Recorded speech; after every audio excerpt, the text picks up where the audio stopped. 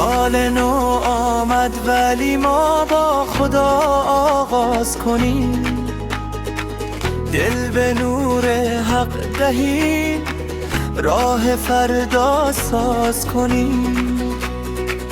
نه به شادی گناه، نه به غفلت، نه غرور، با دعا با ذکر حق، با دل پاک و صبور. هر نفس نعمتیست از کرم پروردگار، شکوبیم از دل جان آشکارا بیش ما.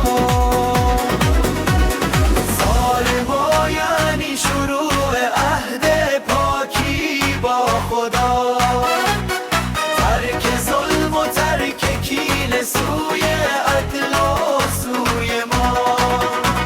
سال ما یعنی شروع عهد پاکی با خدا، ترک ظلم و ترک کینه، سوی عدل و سوی ما.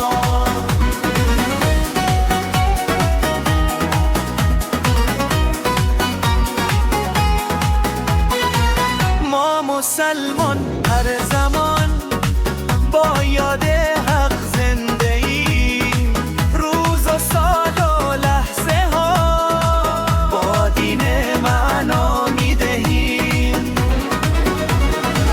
یا الهی سال نو، سال صلح و نور کن، دلها ایمان راز کینه، سحر آزارور کن.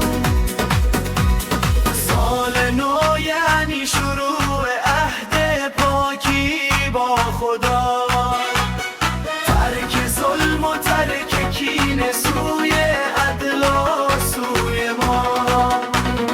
سال نو یعنی شروع عهد پاکی با خدا، ترک ظلم و ترک کینه، سوی عدل و سوی ما.